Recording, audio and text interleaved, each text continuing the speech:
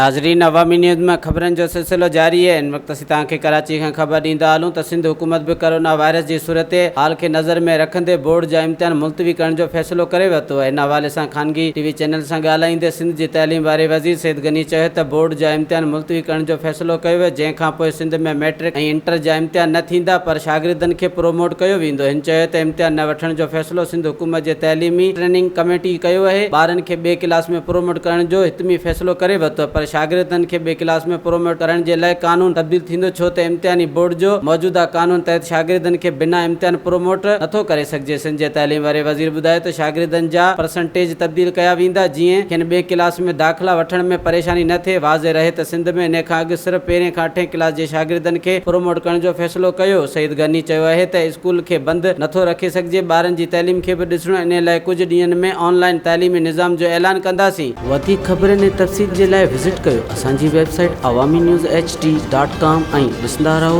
Awami news HD।